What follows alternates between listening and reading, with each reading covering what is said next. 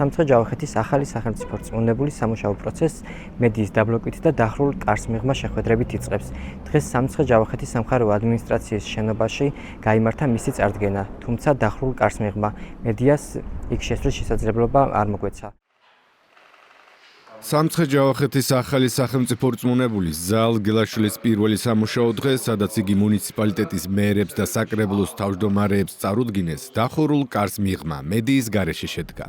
არადა ზაალ გელაშვილმა გუშინ ჩვენთან ინტერვიუში თქვა, რომ წარდგენის დროს მივსულიყავით და ჩვენს კითხვებს მაშინ უპასუხებდა. ჯერ არ ჩავსულ ვარ და არ ვიცი, ხვალე იქნება წარდგენა.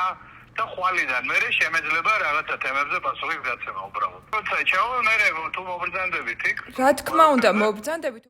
სამხარეო ადმინისტრაციის საზოგადოებასთან ურთიერთობის სამსახურში გვითხრეს, რომ შეხვედრა მედიისთვის დაკეტილი იყო და კადრებს თავად გაავრცელებდნენ. რამდენიმე საათიანი ლოდინის შემდეგ უწყებაში გვითხრეს, რომ ზაალ გელაშვილი კომენტარს დღეს არა, თუმცა ხვალ 9 მაისთან დაკავშირებულ ღონისძიებაზე გააკეთებს. მედიასთან კომენტარი არ გააკეთეს შეხვედრიდან გამოსულმა მუნიციპალიტეტების მერებმა, გარდა ბორჯომის მერის, ოთარ არბოლიშვილისა. რეგიონული მედია დაბლოკა დანიშნვისთანავე ბატონმა ზაალმა და ამას როგორ შეფასებთ? ანუ თქვენი შეფასებით რას ნიშნავს ეს? ზაალ გელაშვილმა დანიშვნისთანავე ჩვენი სამი თანამშრომლის ტელეფონი დაბლოკა. საკუთრივ გელაშვილი აღნიშნოს უარყოფს, თუმცა მისი ტელეფონის ნომერზე დარეკვა ამ დრომდე შეუძლებელია. ჩემი კოლეგები ცდილობდნენ გუშინ და დღეს თქვენთან დაკავშირებას. მათ აქვთ განცდა, რომ თქვენ მათი ტელეფონის ნომრები დაბლოკეთ, იმიტომ რომ ვეღარ გიკავშირდებიან და ამის გადამოწმება მინდოდა რამდენად სწორია. არ დაბლოკავს არავინ. აბა რატომ ვერ გიკავშირდებთ? ანუ ეხლა რო დაგირეკოთ მაგალითად იგივე ჩემმა კოლეგამ იგივე ნომრიდან ის დაგიკავშირდებათ?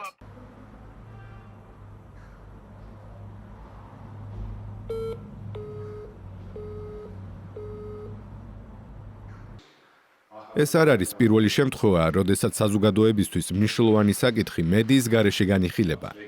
სამხარეო ადმინისტრაციის თითქმის ყველა ღონისძიების კარი წლებია მედიისთვის დაკეტილია. რამდენად მნიშვნელოვანია მედიას ხელი არ შეუშალოს საზოგადოებისთვის მნიშვნელოვანი საკითხების გაშუქებაში. მედიის ადვოკატირების კოალიციის ხელმძღვანელი მამუკა ანდღულაძე გვესაუბრება.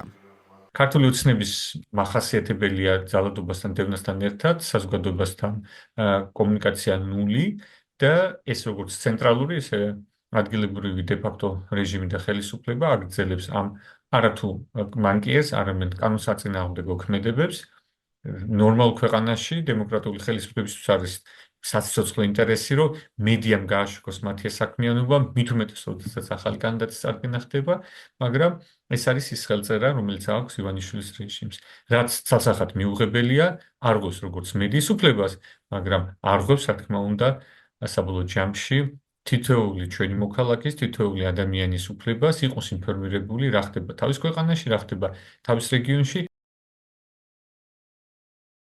2018 წელს მამუკა ბახტაძის პრემიერ-მინისტრობის დროს დანიშნული სამცხე ჯავახეთის 10 უკვე ყოფილი სახელმწიფო რწმუნებული ბესიკ ამირანაშვილი თანამდებობიდან 6 მაისს გადააყენეს და მის ნაცვლად ზაალ გელაშვილი დანიშნეს. რამ გამოიწვია ცვლილება?